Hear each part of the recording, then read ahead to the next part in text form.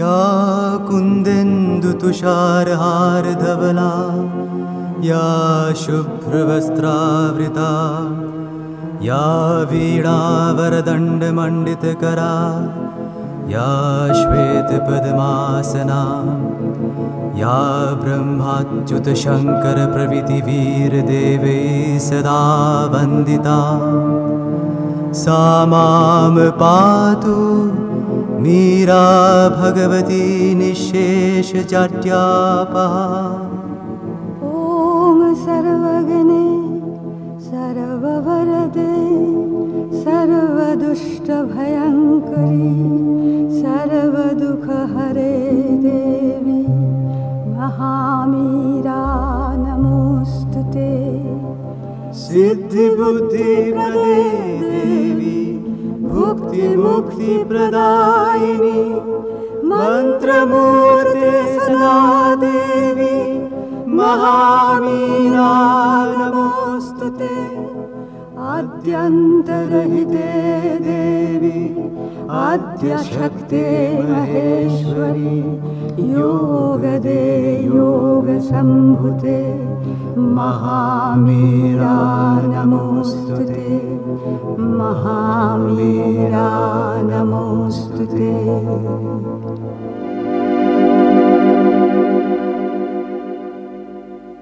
मां को आह्वान कर आरंभ करवा। मां आज आलोचना आरंभ करवा चिरंतन बहिर पृष्ठ 278 विषय वस्तु अच्छी आग उन्नततर सत्ता को शुद्ध कर। गत आलोचना थिला बुझी विचारी खाओ पृष्ठ 277 तार सारांश आम जहाँ देखुले केते गुड़े करणीय केते गुड़े अकरणीय करणीय भितर स्वतः प्रभुत हुई निजर जीवन टी को एपरी भाव संगठित करने उचित जहा फल कि खाइबा विषय रे चिंता करने दरकार नथिबो। एक निर्दिष्ट समय खाओ जेतिकी खाइबा दरकार सेति खाओ एक निर्दिष्ट समय खाओ जेतिकी खाइबा दरकार खाओ बेस धीर स्थिर भाव खाओ नीरव एकाग्रता सहित खाओ शरीर को से एकाग्रता ही खाइबार अर्थ कहते शरीर को आम एकाग्रता है बेले से खाद्य गुड़िक शरीर को एपरी उपादान आनीदेव जहाँकि से महत आविष्कार सुदृढ़ भित्ति हम एहरी उपर एकाग्र ही खाद्य आम ग्रहण करियो। आउ आम भाविबा शरीर दरकार करुछि बोली मु खाउछि सेते बेले तुम शरीर पूरा सठिक भावे तुमको जणाई देव जे तार आवश्यकता मुताबक खाद्य हो जाइछि। अकरणीय जेतेबेले कहउछि कोन कोन कहबा नै ना खाइबा समय रे खाइबा विषय रे भाविबा नै जेतेबेले तुमे खाउछ सेतेबेले खाद्य संबंधी कोनोसी चिंता करिबा नै बहुत गुड़ाए खाइबा नै खाद्य प्रति समस्त वासना त्याग करिवो खाद्य प्रति आकर्षण त्याग करिवो खाद्य प्रति प्राणर समस्त विचलन प्राणिक वासना त्याग करिवो मनर धारणा द्वारा परिचालित होई खाद्य ग्रहण करिवो नै नैश्य आहार नैश्य भोजी परित्याग करिवो। कहते शरीर कही दिए जे वर्तमान यथेष्ट खाइबा हो गला मोर आउ खाद्य दरकार नहीं सेतेबेले तुमे निश्चय खाइबा बंद करिवो। ये सब थिला आमे 277 पृष्ठार बुझी विचार खावार सारांश पढ़िबा। 278 पृष्ठा मालिक आग उन्नततर सत्ता को शुद्ध कर। मालिक तुम शरीर को शुद्ध करने चिंता करने आगु प्रथमे निश्चित भाव तुम प्राण और मन को शुद्ध करने उचित कारण तुम्हें तुम शरीर को शुद्ध रखापी जेते प्रकार सावधानता अवलंबन करुथाओ ना कहीं तुम्हें तुम शरीर भीतर को पवित्र भाव छड़ा आउ कौनसी मंद प्रभाव पशि न आसवाई जेते जहा चेष्टा करुथाओ पछके जदि तुमर मन और प्राण सबुबले कामना वासना अज्ञान अंधकार उत्तेजना और सेहीपरि सबु कदर्य भाव भितरे सर्वदा बुड़ी रहउथांती ताहेले शरीर को शुद्ध रखिबा पई तुमर समस्त चेष्टा पंड होई जिवो। केवल तुमर शरीर दुर्बल होई पड़िबा ही सार हेबो एवं तुम शरीरटी तुमर अंतर जीवन सत्यटारू विच्छिन्न होई जिवो ओ एक सुंदर दिन रे ରୋଗଗ୍ରସ୍ତ ହେବ। ତେଣୁ ଭିତର ଆଡୁ ଶୁଦ୍ଧିକରଣ ଆରମ୍ଭ ହେବା ଉଚିତ। ମୁଁ ଆଗରୁ ତୁମମାନଙ୍କୁ ଏକଥା ଥରେ କହିଥିଲି। ସାଧନା ଉପର ସ୍ତରରୁ ଆରମ୍ଭ ହେବା ଉଚିତ। ପ୍ରଥମେ ଉଚ୍ଚତର ସ୍ତରକୁ ଶୁଦ୍ଧ କରି ତାପରେ ଶୁଦ୍ଧ କର ନିମ୍ନତର ସ୍ତରକୁ। ମୋ କହିବା କଥା ହେଲା, ତୁମେ ଯଦି ତୁମର ପ୍ରାଣ ଓ ମନରେ ସାନ ଆଞ୍ଜେଲଟିଏ ନ ହୋଇପାରିଛ, ମାନେ ଛୋଟିଆ ଦେବୀଟିଏ ନ ହୋଇପାରିଛ, ତେବେ ତୁମେ ତୁମ ଶରୀରରେ ପୂର୍ଣ୍ଣ ଆଞ୍ଜେଲଟିଏ ହୋଇପାରିବ ନାହିଁ। ଏପରି କଲେ ତାହା ତୁମକୁ ଆଉ ଗୋଟିଏ ବାଟରେ ନେଇ ଭାଙ୍ଗି ଭୁଙ୍ଗି ଦେବ। ତେଣୁ ସେ ବାଟଟା ଠିକ ନୁହେଁ। ସେଦିନ ମୁଁ ତୁମକୁ କହିଥିଲି ଯେ ସବୁଠାରୁ ବଡ ଗୁରୁତ୍ୱପୂର୍ଣ୍ଣ କଥା ହେଲା ତୁମେ ତୁମ ଭିତରେ ଏକ ସମତା ରକ୍ଷା କରିବା ଉଚିତ। ତାମାନେ ଏହି ସମତା ରକ୍ଷା କରିବାକୁ ହେଲେ ତୁମର ସବୁ ସତ୍ତା ଏକାବେଳକେ ଅଗ୍ରଗତି କରିବା ଉଚିତ। ପ୍ରଥମ ଲାଇନରେ ମା କହୁଛନ୍ତି ଯେ ତୁମ ଶରୀରକୁ ଶୁଦ୍ଧ କରିବା ପାଇଁ ଚିନ୍ତା କରିବା ଆଗରୁ ପ୍ରଥମେ ତୁମେ ନିଶ୍ଚିତ ଭାବରେ ତୁମ ମନ ପ୍ରାଣ କୁ ଶୁଦ୍ଧ କରିବା ଉଚିତ। ଆମେ ଜାଣିଛନ୍ତି ମନୁଷ୍ୟ ଶରୀର 4ଟି ସତ୍ତାକୁ ନେଇ ଗଠିତ ହେଇଛି। ଯଦିଓ ଅନେକ ସମୟରେ ଅନେକ ଲୋକ ପ୍ରାଣବାୟୁ ଉଡିଯିବା ବୋଲି କୁହନ୍ତି ପ୍ରାଣବାୟୁ ଉଡିଗଲେ ଏ ଶରୀରରେ ଆଉ ମନୁଷ୍ୟ ରହେ ନାହିଁ ବା ମଣିଷ ମରିଯାଏ ବୋଲି କୁହନ୍ତି। ଆଉ କୁହନ୍ତି ଏ ଘଟ ପ୍ରାଣ, ଏ ଘଟ ଛାଡିଲେ, ଘଟ ମାନେ ଶରୀର, ଏ ପ୍ରାଣ ଘଟ ଛାଡିଲେ ସରିଲା ସବୁ। ତେଣୁ ସେମାନେ ଯୋଉ କଥାକୁ କୁହନ୍ତି ଯେ ପ୍ରାଣ ଛାଡିଲେ ବୋଲି, ସେଟା କାହାକୁ କୁହନ୍ତି? ଆତ୍ମାକୁ କୁହନ୍ତି। ଶ୍ରୀ ଅରବିନ୍ଦ ଏସବୁ ଜିନିଷକୁ ଅତି ପ୍ରାଞ୍ଜଳ ଭାବରେ ଆମେ କହିପାରିବା ଏକ ବୈଜ୍ଞାନିକ ଭାବରେ ପ୍ରତ୍ୟେକ ସତ୍ତାକୁ ଚିହ୍ନିବା ପାଇଁ, ଜାଣିବା ପାଇଁ ଏବଂ ସେମାନଙ୍କର କାର୍ଯ୍ୟାବଳୀକୁ ଲକ୍ଷ୍ୟ କରି ତାକୁ ଭିନ୍ନ ଭିନ୍ନ ସ୍ତରରେ ଭାଗ କରିଛନ୍ତି। ତାକୁ ଆମେ ଯଦି ଗୋଟେ ବାହାରୁ ଦେଖିବା 4ଟି ସ୍ତର, ତାପରେ ଶ୍ରୀଅରବିନ୍ଦଙ୍କର ଯଦି ଆହୁରି ଅଧିକ ଆପଣ ଗଭୀରତା ଭିତରକୁ ଯିବେ, ଶ୍ରୀଅରବିନ୍ଦ ବହୁତ କଥା କହୁଛନ୍ତି ଯେ ମନରେ ବି ଆହୁରି ଅନେକ ଭାଗ ରହିଛି, ପ୍ରାଣର ରହିଛି, ଶରୀରର ରହିଛି। କିନ୍ତୁ ଆମେ ମୁଖ୍ୟତଃ ଜାଣନ୍ତି 4ଟି ସତ୍ତା ରହିଛି। ଆମ ଭିତରେ ଆତ୍ମା ରହିଛନ୍ତି, ଯିଏକି ଭଗବାନଙ୍କର ଅଂଶ। ଭଗବାନଙ୍କର ଅଂଶ ମାନେ ଏମିତି ଫାଳ କଟା ଅଂଶ ନୁହଁ, ସ୍ୱୟଂ ଭଗବାନ ନିଜେ। ଏବଂ ତେଣୁ ତାଙ୍କର ସମସ୍ତ ଶକ୍ତିକୁ ବହନ କରି, ସମସ୍ତ ସାମର୍ଥ୍ୟକୁ ବହନ କରି ଆମ ଭିତରେ ରହିଛନ୍ତି ଆତ୍ମା। ଏବଂ ଆମେ ବିବର୍ତ୍ତନ ଧାରାରେ ପ୍ରଥମେ ଜଡ ସୃଷ୍ଟି ହେଇଥିଲା, ଜଡ ପରେ ବିକଶିତ ହେଇକି ପ୍ରାଣ, ପ୍ରାଣ ପରେ ବିକଶିତ ହେଇକିରି ବର୍ତ୍ତମାନ ମନ ଆସିଛି। ତେଣୁ ଆମେ ମାନସିକ ପ୍ରାଣୀ, ତେଣୁ ଆମେ ମାନବ। ତେଣୁ ଏଇ 3ଟି ଯାକ ସତ୍ତା ଆମ ଭିତରେ ଏବେ ଅଛନ୍ତି। ପ୍ରଥମେ ଆତ୍ମା ଥିଲେ, ଜଡ, ଜଡରୁ ପୁଣି ବିକଶିତ ହେଇକି ପ୍ରାଣ, ପ୍ରାଣରୁ ବିକଶିତ ହେଇକି ମନ। ତେଣୁ ଆତ୍ମା ସହିତ ଏ 3ଟି ସତ୍ତା ରହିଛନ୍ତି। ତେଣୁ ଯେତେବେଳେ ବିବର୍ତ୍ତନ ଆଗେଇ ଚାଲିଛି, ସେତେବେଳେ ଆମେ ଦେଖୁଛନ୍ତି ଆଜି ପର୍ଯ୍ୟନ୍ତ ସମସ୍ତେ ପ୍ରୟାସ କରିଛନ୍ତି ଯେ ସେଇ ସଚ୍ଚିଦାନନ୍ଦ ପରମଙ୍କ ପାଖରେ ପହଞ୍ଚିବା ପାଇଁ।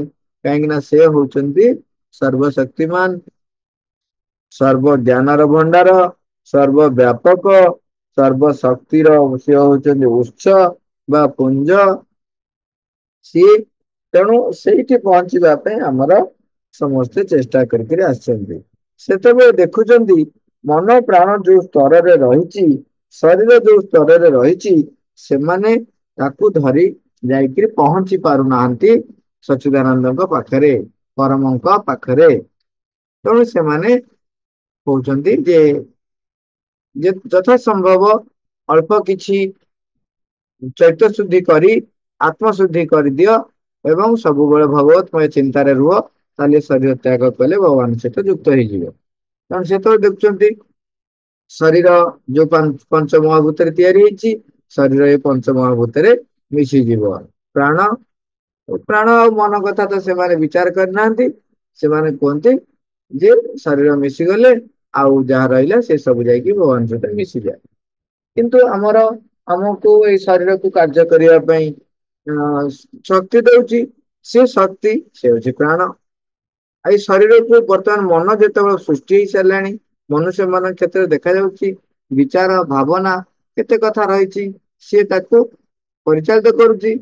ତେଣୁ ଶରୀର ସହିତ ପ୍ରାଣ ମନ ଏମାନେ ବି ଶରୀର ତ୍ୟାଗ କଲା ପରେ ସେମାନେ ନିଜ ନିଜ ଜାଗାକୁ ଯାଆନ୍ତି, କିନ୍ତୁ ଭଗବତ ତତ୍ଵରେ ଯେହେତୁ ରୂପାନ୍ତରିତ ହେଇନଥାନ୍ତି ତେଣୁ ସେମାନେ ସେଇଭଳି ଭାବରେ ରହିଯାଆନ୍ତି। ଶରୀର ଏତେ ଜଡ଼ ସ୍ତରରେ ରହିଛି ଯେ ସେ ବର୍ତ୍ତମାନ ସୁଦ୍ଧା କେତେବେଳେ ପ୍ରାଣ ଦ୍ୱାରା ପରିଚାଳିତ ହଉଛି, କେତେବେଳେ ମନ ଦ୍ୱାରା ପରିଚାଳିତ ହଉଛି। ଛୋଟ ଛୋଟ କଥା ଆମେ ସମସ୍ତେ ଜାଣିଛନ୍ତି, ତଥାପି ଟିକେ ଟିକେ ଆଲୋଚନା କରିଦେଇ ଆଗକୁ ଯିବା। ଶରୀର ଦେହ ଖରାପ ଅଛି କି ଭଲ ଅଛି, ତାର କଣ ଆବଶ୍ୟକତା କଣ ଅନାବଶ୍ୟକତା ପ୍ରାଣ ବୁଝେ, କେତେବେଳେ ବୁଝେ କେତେବେଳେ ବୁଝେନି। ଯେତେବେଳେ ପ୍ରାଣର କିଛି ରୁଚିପୂର୍ଣ୍ଣ, ପ୍ରାଣ ଯୋଉଥିରେ ଆଗ୍ରହ ରଖିଛି ସେଇଭଳିଆ ମନେ କରାଯାଉ ଖାଦ୍ୟ ଜିନିଷ କିଛି ଆସିଲା, ସେଇଟା ମୋ ଶରୀର ଦରକାର କି ନ ଦରକାର କିଛି ପଚାରି ବୁଝେନି, ଖାଇଯାଏ, ଖୁସିରେ ଖାଇଯାଏ। ଏବଂ ମନ ବେଳେ ବେଳେ ମନେ କରାଯାଉ ମୋର ପ୍ରାଣ ପସନ୍ଦ କରିଛି ଖାଇବ, ଡାଇବେଟିସ ଅଛି, କିନ୍ତୁ ଆଉ ଜଣେ କିଏ ସ୍ନେହରେ ଜବରଦସ୍ତ ଯାଚୁଛି, ସେତେବେଳେ ସେ ମନ ବୁଝେଇ ଦବ, ହଁ ଭାଇ ଥରଟା ଖାଇଦେ ଆଉ ତାପରେ ଆଉ ଖାଇବୁନି ଆଉ। ମନ ବୁଝେଇ ଦିଏ, ମନ ତାର ଯୁକ୍ତି ତର୍କ କରି ବୁଝେଇଦବ। ଏବଂ କାର୍ଯ୍ୟ କଲା ବେଳେ ସେଇଭଳିଆ ଯଦି ଉତ୍ସାହ ପ୍ରାଣ ଦେଇଦେଲା ତାହେଲେ ଶରୀର କଣ ଅଛି କଣ ନାହିଁ, କଷ୍ଟ ଅଛି କି ନାହିଁ ସେ ବିଷୟରେ କିଛି ସେ ଦେଖେ ନାହିଁ, କରିଯାଏ। ଏବଂ କେତେଟା ଜାଗାରେ ବି ଦେଖାଯାଇଛି ଶରୀର ଦୁର୍ବଳ ଥିଲେ ମଧ୍ୟ ମନ ଦ୍ଵାରା ପ୍ରଭାବିତ ହେଇ ସେ କାମଟି କରିଦେଲା ପରେ ଶରୀର ତାର ଦୁର୍ବଳତା ଭୁଲି ଯାଇକି କାମ କରିଦିଏ। କିନ୍ତୁ କଥା ଉଠେ ଏଠି ଯେ ଶରୀର ମନ ବା ପ୍ରାଣ ଦ୍ଵାରା ପରିଚାଳିତ ହୋଇ ତାର ଦାସ ହେଇ କାର୍ଯ୍ୟ କରୁଛି। ତେଣୁ ଯେ ପର୍ଯ୍ୟନ୍ତ ମନ ପ୍ରାଣ ଶୁଦ୍ଧ ନ ହେଇଛି, ତେବେ ଶରୀର ଯଦି ଶୁଦ୍ଧ ହେଇଗଲା ତାକୁ ପୁଣି ପ୍ରାଣ ପୁଣି ମନ କୋଉ ଉପାୟରେ ଗୋଟେ ବ୍ୟବହାର କରିଦବ। ବ୍ୟବହାର କରିଦେଲେ ସରିଲା, ରୂପାନ୍ତର ଗଲା ଠପ। ରୂପାନ୍ତର ହେଇନଥିବ, ଯେତିକି ବି ଶୁଦ୍ଧ କରିଥିବ ସେ ଗଲା ଠପ। ରୂପାନ୍ତରିତ ହବାକୁ ହେଲେ ତୁମକୁ ଏମାନେ ଯଦି ରୂପାନ୍ତର ହେଇନାହାନ୍ତି, ତେବେ ଖାଲି ଶରୀରରେ ରୂପାନ୍ତର ହେଇପାରିବନି। ସେଥିପାଇଁ ମାନୁଛନ୍ତି ତୁମେ କାର୍ଯ୍ୟ ଆରମ୍ଭ କର, ମନ ପ୍ରାଣ ଶରୀର ତମେ ସମସ୍ତେ କିଛି ଶୁଦ୍ଧ ହେଇଯିବେ। ତାପରେ ରୂପାନ୍ତର ହେଲା ବେଳକୁ ଇଏ ବି କିଛି ରୂପାନ୍ତର ହଉଥିବ, ସେ ବି କିଛି ରୂପାନ୍ତର ହଉଥିବ, ସାଇମଲଟେନିୟସଲି କିଛି କିଛି ଚାଲିଥିବ। ତାପରେ ପୂର୍ଣ୍ଣ ରୂପାନ୍ତର ସେତିକିବେଳେ ସମ୍ଭବ ହବ ଯେତେବେଳେ ଜଡ ସ୍ତରରେ ରୂପାନ୍ତର ହେଇପାରିବ। ତେଣୁ ମନ ରୂପାନ୍ତର କିଛି ହେଇଯାଉଥିବ, ପ୍ରାଣ ରୂପାନ୍ତର ହଉଥିବ, ଶରୀର ରୂପାନ୍ତର ହଉଥିବ। ଶରୀର ଫାଇନାଲ ରୂପାନ୍ତର ହେଇଗଲା ବେଳକୁ ମନ ପ୍ରାଣ ରୂପାନ୍ତର ହେଇସାରିଥିବ। ତେଣୁ କିନ୍ତୁ ମନ ପ୍ରାଣ ଯଦି ଶୁଦ୍ଧ ନାହିଁ, ତେଣୁ ଶରୀରକୁ ଏବେ ଯଦି ଖାଲି ଶୁଦ୍ଧ ରଖୁଛନ୍ତି ସେ ବ୍ୟବହାର କରିବେ।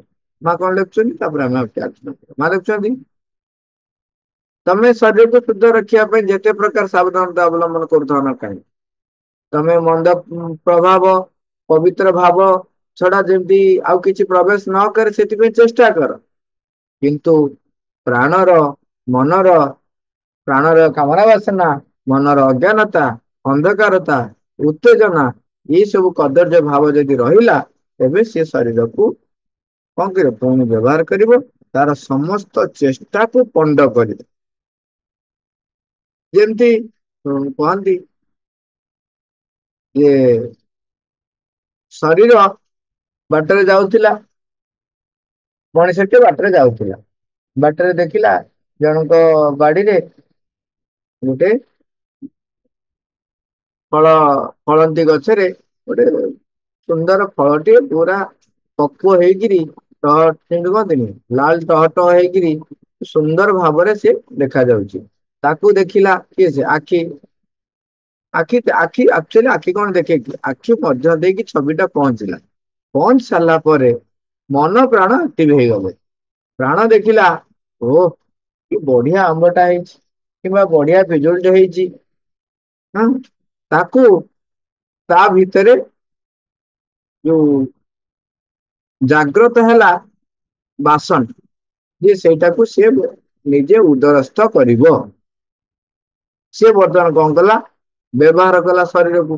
ଶରୀରକୁ ବ୍ୟବହାର କଲା ବେଳକୁ ମନ ସହଯୋଗ କରିବ କଣ, ମନ ଚାରିଆଡେ ଦେଖିବ, କହିବ ଏଇ ଦେଖ ଏପଟେ କିଏ ଲୋକ ଆସୁଛନ୍ତି କି, ସେପଟେ କିଏ ଲୋକ ଆସୁଛନ୍ତି କି, ଚାରିପଟେ ଦେଖିବ, ବେଳ ଦେଖିବ, ଏପଟ ସେପଟ ହବ, ଫାଇନାଲି କଣ କରିବ, କହିବ ହଁ ଏମିତି ଯା ସେମିତି ଯା, ମନ ତାର ବୁଦ୍ଧି ବତେଇ ଦେଲା। ତାପରେ ଯାଇକିରି ଫଳ ସିଏ ହାତ ଛିଣ୍ଡେଇ ଆଣିଲା ଏବଂ ଖାଇଦେଲା। ଖାଇଲା ବେଳକୁ କିଏ ଜଣେ ଦେଖିକି ଦେଲେ। ଦେଖିଦେଲା ବେଳକୁ ମାଡ କିଏ ଖାଇବ? ଗାଳି କିଏ ଖାଇବ? ମାଡ କିଏ ଖାଇଲା? ମାଡ ଖାଇବ ଶରୀର। ଗାଳି ଯେତେବେଳେ ହବ କିଛି ସମୟ ପାଇଁ ପ୍ରାଣକୁ କଷ୍ଟ ହବ, ହବ। କିନ୍ତୁ ପ୍ରାଣକୁ କଷ୍ଟ ହେଲେ କଣ କରିବ ପ୍ରାଣ?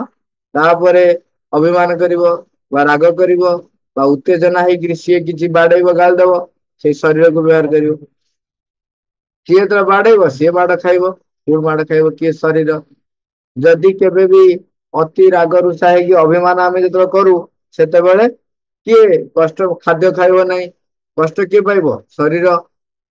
ତେଣୁ ପ୍ରାଣ ତାର ରୁଚି ଅରୁଚି ପାଇଁ ମନକୁ ବ୍ୟବହାର କରିଦେଲା, ଶରୀରକୁ ବ୍ୟବହାର କରିଦେଲା। ସେଇଭଳି ମନ ବି ବ୍ୟବହାର କରିଦିଏ ଶରୀରକୁ। ତାକୁ ଫାଇନାଲି ଯେମିତି ସବୁ ମାଡ ପଡେ ଶରୀର ଉପରେ। ଯଦି ମନ ଅଜ୍ଞାନାଚ୍ଛନ୍ନ ହେଇକି ଏବେ ବି ରହିଛି, ସେ ଜାଣୁନାହିଁ ତା ପାଇଁ, ତା ଶରୀର ପାଇଁ କୋଉଟା ଆବଶ୍ୟକ କୋଉଟା ଅନାବଶ୍ୟକ, ତେବେ ସିଏ ଭିନ୍ନ ଭିନ୍ନ ଯୁକ୍ତି ଦେଖେଇ ତାକୁ ଶରୀରକୁ ଗ୍ରହଣ କରିବା ପାଇଁ ବାଧ୍ୟ କରିବ। ଶରୀର ଗ୍ରହଣ କରିସାରିଲା ପରେ ତାର ପ୍ରଭାବରେ ଶରୀର କଷ୍ଟ ପାଇବ। ତେଣୁ ମା ସେଥିପାଇଁ ସ୍ପଷ୍ଟ କରୁଛନ୍ତି ଆମକୁ ଯେ ଶରୀରକୁ ଶୁଦ୍ଧ କର, କିନ୍ତୁ ତା ପୂର୍ବରୁ ତାଠାରୁ ଯୋଉ ଉଚ୍ଚତର ସତ୍ତା ରହିଛି ପ୍ରାଣ ଆଉ ମନ, ସେମାନଙ୍କୁ ଆଗ ଶୁଦ୍ଧ କର। ଯଦି ଶୁଦ୍ଧ ନ କରୁଛ, ତାର କାମନା ବାସନା ଫଳରେ, ତାର ଅଜ୍ଞାନ ଫଳରେ ସେ କଣ ହୁଏ? ପ୍ରଭାବିତ ହୁଏ। ପ୍ରଭାବିତ ହବା ଫଳରେ ତୁମ ଶରୀର ଦୁର୍ବଳ ହୋଇ ପଡିବା ହିଁ ସାର ହେବ। ଏବଂ ତୁମ ଶରୀରଟି ତୁମର ଅନ୍ତର ଜୀବନର ସତ୍ୟ ଠାରୁ ବିଚ୍ଛିନ୍ନ ହୋଇଯିବ ଓ ସୁନ୍ଦର ଦିନରେ ରୋଗଗ୍ରସ୍ତ ହେବ। ଆମେ ଦେଖିବା ଆମର କେତେ ଗୁଡେ ମନ୍ଦ ପ୍ରବୃତ୍ତି ରହିଛି, ତାକୁ ମନ କଣ କରେ? ସମର୍ଥନ କରେ। ସେ ପ୍ରବୃତ୍ତି ଗୁଡିକୁ ମନ ଯେତେବେଳେ ସମର୍ଥନ କରେ, ସେତେବେଳେ ଆମ ଭିତରୁ ଯୋଉ ମନୋଭାବ ରହେ, ସେ ମନୋଭାବ ଫଳରେ ଆମେ ସବୁ ଜିନିଷକୁ କଣ କରୁ? ସେଇ ଦୃଷ୍ଟିକୋଣରୁ ବିଚାର କରୁ। ସେ ଦୃଷ୍ଟିକୋଣରେ ବିଚାର କଲା ଫଳରେ କଣ ହୁଏ? ନା ଆମର ଦୃଷ୍ଟିକୋଣ ଯାହା ହବ, ଆମର ବିଚାର ଯୋଉଭଳି ହବ, ଆମର ଧାରଣା ଯୋଉଭଳିଆ ହବ, ଆମର ପ୍ରେରଣା ଯୋଉଭଳି ଭାବରେ ଆସିବ, ଯଦି ପ୍ରାଣ ସ୍ତରରୁ ପ୍ରେରଣା ଥିଲା, ତେବେ ଆମର ବଡି ଭିତରେ, ଆମର ଶରୀର ଭିତରେ ସେଇ ପ୍ରକାରର ଏନଜାଇମ ସିକ୍ରେସନ ହବ, ସେଇ ପ୍ରକାରର ହରମୋନ ସିକ୍ରେସନ ହବ। ତାର ପ୍ରଭାବ ଫଳରେ ଶରୀର ଭୋଗିବ। ଏବଂ ଆଉ ଶରୀର ଭୋଗିବା ସହିତ ରୋଗଗ୍ରସ୍ତ ହେଇଗଲା। ଇଏ ହେଲା ଗୋଟିଏ ପାର୍ଟ।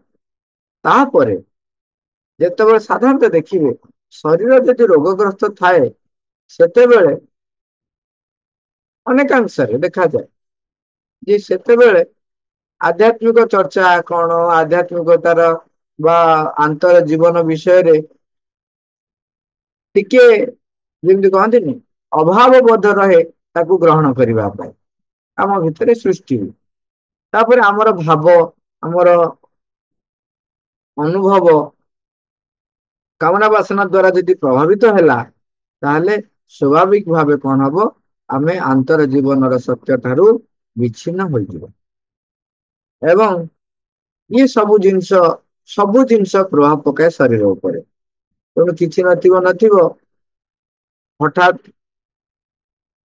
ଯେମିତି କହନ୍ତି ମାନେ ଯୋଉ ଦିନ ଗୋଟେ ସବୁଠାରୁ ଶୁଭ ଦିନ ଥବ, ଭଲ ଦିନ ଥବ, ସେଇଦିନ ଆମକୁ ରୋଗଗ୍ରସ୍ତ କରିଦବ। ଆମକୁ ସେ କାର୍ଯ୍ୟରୁ କଣ ବିରତ ରଖିଦବ। ତେଣୁ ମୋଟାମୋଟି ଭାବରେ ବାରମ୍ବାର ମା କହୁଛନ୍ତି ଯେ ଆମର ଶୁଦ୍ଧିକରଣ ଭିତରୁ ହବ, ଭିତରୁ ଆମେ ଆରମ୍ଭ କରିବା। ଆଉ ଉପର ସ୍ତରରୁ ମାନେ ମନ ସ୍ତରରୁ ଆଗ ଶୁଦ୍ଧିକରଣକୁ ଆରମ୍ଭ କରିବା, ପ୍ରାଣ ସ୍ତରରୁ ଶୁଦ୍ଧିକରଣକୁ ଆରମ୍ଭ କରିବା। ସେଠି ମା ଗୋଟେ ବଢିଆ କଥାଟେ କହୁଛନ୍ତି ଯେ ଆଟଲିଷ୍ଟ ତମେ ମନ ଓ ପ୍ରାଣରେ ଗୋଟେ ଛୋଟିଆ ଦେବୀଟେ ହବା ଦରକାର। ତାମାନେ ଏଠି ଦେବୀ ହବ ମାନେ କଣ? ଦେବତା ଦେବୀ କୁ ଉଦାହରଣ ଦେଇକି କହୁଛନ୍ତି, ତାଙ୍କର ଯେମିତି ଗୋଟେ ନିର୍ଦ୍ଦିଷ୍ଟ ଦାୟିତ୍ୱ ବୋଧ ରହିଛି, ତାଙ୍କୁ ଯୋଉ କାର୍ଯ୍ୟଟି ଦିଆହେଇଛି ସେମାନେ ସେଥିରେ ଭାରି ନିଷ୍ଠାପର। ତାଙ୍କୁ ଯେତିକି ସାମର୍ଥ୍ୟ ଦିଆହେଇଛି, ଯେତିକି ଶକ୍ତି ଦିଆହେଇଛି, ସେଥିରେ ସେମାନେ ଭାରି ସିନସିୟର, ଭାରି ନିଷ୍ଠାପର। ଯେତିକି କାମ ଦିଏ ସେଥିରେ ସେମାନେ, ଆମର ପ୍ରାଣ ଆଉ ମନ ସବୁବେଳେ ଏଣେ ତେଣେ ଯାଏ। ତାକୁ ଶୁଦ୍ଧିକରଣ କରି ତାର କାର୍ଯ୍ୟ ଯଦି ସେ ନିଷ୍ଠାପର ବି ଟିକେ ହେଇପାରିଲା, ତେବେ ଶୁଦ୍ଧିକରଣ ଆରମ୍ଭ ହେଇଯିବ। ସିଏ ଜାଣିପାରିବ, ଆଟଲିଷ୍ଟ ଗୋଟେ ପ୍ରଥମ କଥା ହବ ଯେ ମନ ଜାଣିବା ଦରକାର ଯେ ସିଏ ବିଶ୍ୱର କେତେ ଜ୍ଞାନ ରହିଛି, ସେଥିରେ ସିଏ ସବୁ ଜ୍ଞାନର ଭଣ୍ଡାର ପାଖରେ ପହଞ୍ଚି ପାରିନାହିଁ। ନିଜର ସାମର୍ଥ୍ୟ ବିଷୟରେ ସେ ସଚେତନ ହବା ଦରକାର। ନହେଲେ କଣ ହୁଏ, ସିଏ ଭାବେ ଯେ ମୁଁ ବହୁତ ଜାଣିଛି, ତା ଫଳରେ ଅହଙ୍କାର ଡେଭଲପ ହୁଏ। ଅହଙ୍କାର ଡେଭଲପ ହବା ଫଳରେ କଣ ହୁଏ, ଅହଙ୍ଗର ଯେତେ ଗୁଡେ ସବୁ ପ୍ରବୃତ୍ତି ରହିଛି ସିଏ ଆମ ଭିତରେ ଛୋଟ ଛୋଟ ରୂପ ନେଇକରି ଭିନ୍ନ ଭିନ୍ନ ଭାବରେ ପରିପ୍ରକାଶ ହୁଅନ୍ତି। ତେଣୁ ତାର ପରିଣାମ ପୁଣି ଭୋଗିବ ଶରୀର। ତେଣୁ ମନ ଯଦି ଶୁଦ୍ଧ ହବାର ଯଦି ପ୍ରଥମ ପଦକ୍ଷେପ ଆମେ ଦେଖିବା, ସିଏ ତାର ସାମର୍ଥ୍ୟ ଭିତରେ ଆଗ ସେ ଜାଣିବା ଦରକାର। ଗୋଟେ କଥା ନିହାତି ଜାଣିବା ଦରକାର, ସିଏ ଯାହା ଜ୍ଞାନ ଅର୍ଜନ କରିଛି ତାହା এই ବିଶ୍ୱର ବିଶାଳ ଜ୍ଞାନ ତୁଳନାରେ ଅତି କ୍ଷୁଦ୍ର ଅଂଶଟିଏ। ଆହୁରି ଅନେକ ଜ୍ଞାନ ହାସଲ କରିବାର ଅଛି। ନିରାଶ କଥା କୁହନି ଯେ ମୁଁ କିଛି ଜାଣିନି, ନିରାଶ କଥା କୁହନି। କୁହାଯାଉଛି ଏତିକି ଯେ ମୁଁ ସାମର୍ଥ୍ୟ ଯୁକ୍ତ ହବା ଦରକାର, ମୁଁ ଜାଣିବା ଦରକାର, ସ୍ୱୀକାର କରିବା ଦରକାର, ମନରେ ସ୍ୱୀକାର କରିବା ଦରକାର ଯେ ବିଶ୍ୱରେ ଯେତିକି ଜ୍ଞାନର ପରିସର ରହିଛି ତା ତୁଳନାରେ ମୋର ସାମର୍ଥ୍ୟ ବହୁତ କମ ଅଂଶ, ମତେ ଆହୁରି ଅନେକ ଗ୍ରହଣ କରିବାର ଅଛି। ପ୍ରାଣ ଯୋଉ ଭାବେ ଯେ ମୁଁ ଭାରି ବଳବାନ, ମୁଁ ଭାରି ଶକ୍ତିଶାଳୀ, ଗୋଟେ ଗୋଟେ ସେ ଯୋଉ ଏଜ ଥାଏ, ଯୋଉ ଏଜରେ ଆମେ କହୁନା ୟଙ୍ଗ ଏଜ ରେ ଭାରି ଆକ୍ଟିଭ ଥାନ୍ତି, ସେତେବେଳେ କଣ ଲୁହା କହିଲେ ବି ଲୁହାକୁ ଭାଙ୍ଗିଦେବେ, ପାହାଡକୁ ଭାଙ୍ଗିକି ଚୁରମାର କରିଦେବେ, ମାନେ ଏଇଭଳିଆ ଆକ୍ଟିଭ ଏନର୍ଜି ଥାଏ। ସେତେବେଳେ ସିଏ ଭାବନ୍ତି ଯେ ଆମେ ହଉଛୁ ସର୍ବଶକ୍ତିମାନ ସବୁଆଡେ।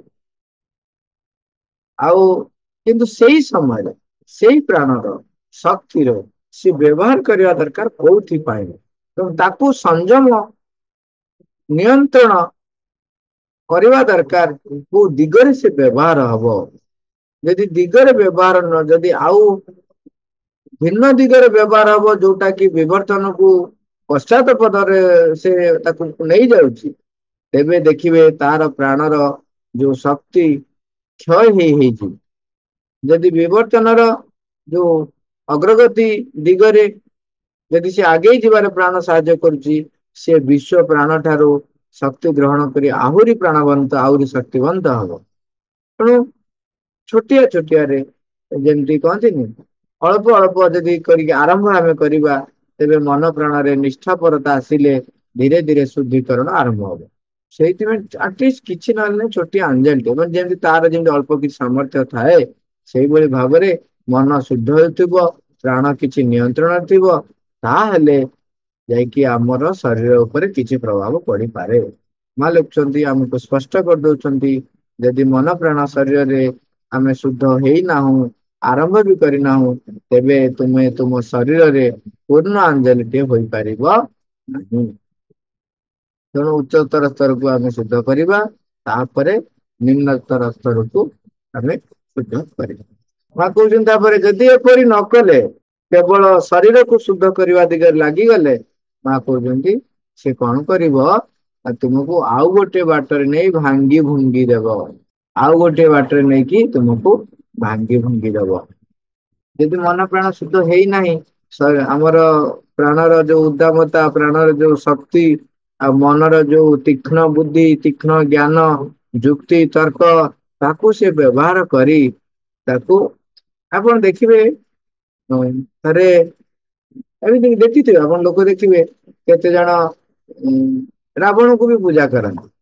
ନୋ ଡାଉଟ ରାବଣର ଜ୍ଞାନ ଥିଲା, ରାବଣର ଶକ୍ତି ଥିଲା, କିନ୍ତୁ ସେ ଯୋଉ ଅହଂର ବଶବର୍ତ୍ତୀ ହେଇ ଆସୁରିକ ପ୍ରବୃତ୍ତିକୁ ନିଜସ୍ୱ ବୋଲି କରିନେଲେ, ସେଇଟାକୁ ସେମାନେ ଆଖି ବୁଜି ଦିଅନ୍ତି ଏବଂ ତେଣୁ ରାବଣକୁ ପୂଜା କରନ୍ତି।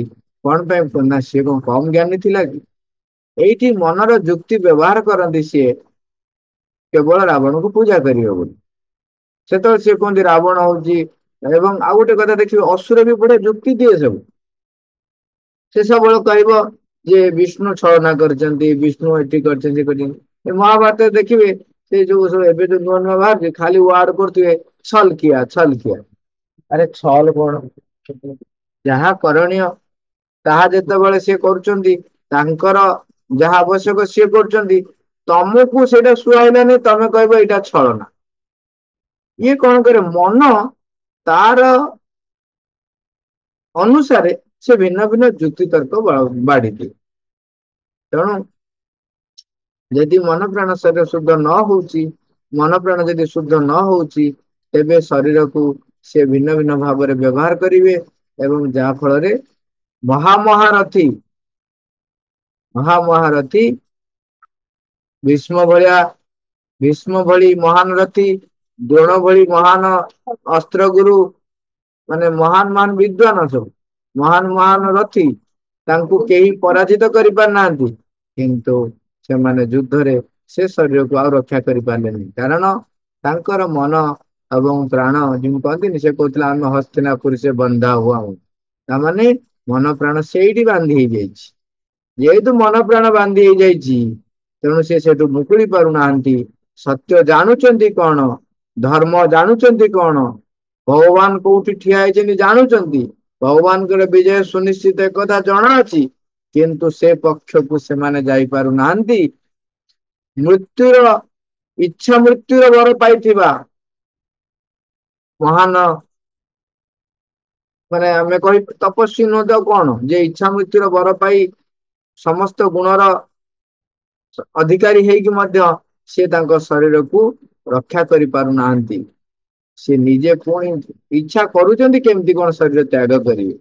ତେଣୁ ଶରୀର ଯେତେ ଶୁଦ୍ଧ ହେଲେ ମଧ୍ୟ ମନ ପ୍ରାଣ ଯଦି ଶୁଦ୍ଧ ନ ହେଇଛି, ତେବେ ସେ ମନ ଶରୀରକୁ ନେଇକି କୋଉଠି ନା କୋଉଠି ବାଟିରେ ଭାଙ୍ଗି ଭୁଙ୍ଗି ଦେବେ।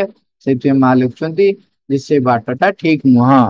ତେଣୁ ସବୁଠାରୁ ଗୁରୁତ୍ୱପୂର୍ଣ୍ଣ କଥାଟା ମା କହିଛି, ମୁଁ ତୁମକୁ ସେଦିନ କହିଥିଲି, ମାନେ ବାରମ୍ବାର କହିଛି, କଣ କହିଲେ, ଯେ ତୁମ ଭିତରେ ତୁମେ ଏକ ସମତା ରକ୍ଷା କରିବା ଉଚିତ। ଏଠି ସମତାର ଆଉ ଗୋଟେ ଡେଫିନେସନ ଦେଖନ୍ତୁ, ତୁମ ଭିତରେ ଏକ ସମତା ରକ୍ଷା କରିବା ଉଚିତ। ତାମାନେ ଏଇ ସମତା ରକ୍ଷା କରିବା ପାଇଁ ଆମକୁ କଣ କରିବାକୁ ପଡିବ, ପରସ୍ପର ସତ୍ତା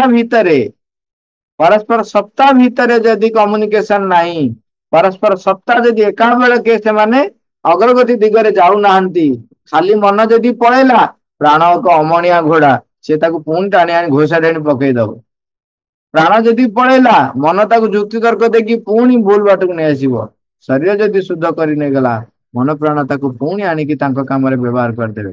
ତେଣୁ ମନ ପ୍ରାଣ ଶରୀର ତୁମର ସବୁ ସତ୍ତା ମା କହୁଛନ୍ତି ଏକା ବେଳକେ ଅଗ୍ରଗତି କରିବା ଉଚିତ। ତେଣୁ ଏଇଟା ଆରମ୍ଭ କରିବି, ସେଇଟା ଆରମ୍ଭ କରିବି ଆଉ ବ୍ୟସ୍ତ ହେଇକି ନ ହେଇ ଏବେଠାରୁ ସଂକଳ୍ପ କରିବା, ଛୋଟ ଛୋଟ କାର୍ଯ୍ୟରୁ ଆରମ୍ଭ କରିବା। ମା ବହିରେ ଯୋଉ ଲେଖୁଛନ୍ତି ଆସ୍ପୃହା କରିବା, ତାପରେ କହୁଛନ୍ତି ପ୍ରତ୍ୟାଖ୍ୟାନ କରିବା ଏବଂ ସବୁ ଜିନିଷ ସମର୍ପଣ କରିବା। ପ୍ରତ୍ୟାଖ୍ୟାନ କରିବାକୁ ହବ ମନର ଧାରଣା, ଅଭିମତ, ଅଭିରୁଚି, ପରିକଳ୍ପନା, ପ୍ରାଣର ଦାବି, କାମନା, ବାସନା, ଈର୍ଷା, ଆସକ୍ତି, ଏ ସବୁ ଜିନିଷ ଗୁଡାକ ଯଦି ପରିତ୍ୟାଗ କରିବାକୁ ଆରମ୍ଭ କରିବା, ତେବେ ଶୁଦ୍ଧତା ଆମର ଆରମ୍ଭ ହେଇଯିବ। ତେଣୁ ମନ ପ୍ରାଣ ଶରୀରକୁ ଶୁଦ୍ଧ କରିବାକୁ ଆମେ ଆଜିଠାରୁ ସଂକଳ୍ପ କରି ଆରମ୍ଭ କରିବା। ମା, ଥ୍ୟାଙ୍କ ୟୁ ଅଲ୍।